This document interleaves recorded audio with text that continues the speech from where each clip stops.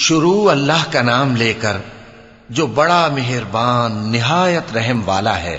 پیغمبر صلی اللہ علیہ وآلہ وسلم نے تیوری چڑھائی اور منہ پھیر لیا کہ ان کے پاس ایک نابینا آیا، اور تم کو کیا خبر، شاید وہ پاکیزگی حاصل کرتا یا وہ سمجھ جاتا تو تمہارا سمجھانا اسے فائدہ دیتا۔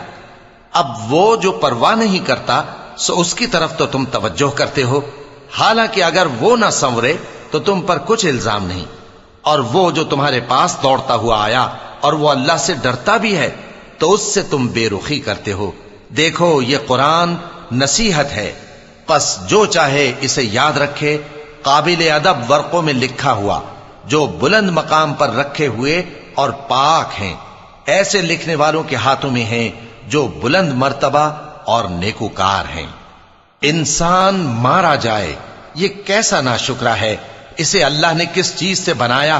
نطفے سے بنایا، پھر اس کا اندازہ مقرر کیا، پھر اس کے لیے رستہ آسان کر دیا، پھر اس کو موت دی سو اسے قبر میں پہنچایا، پھر وہ جب چاہے گا اسے اٹھا کھڑا کرے گا۔ کچھ شک نہیں کہ اللہ نے اسے جو حکم دیا اس نے اس پر عمل نہ کیا۔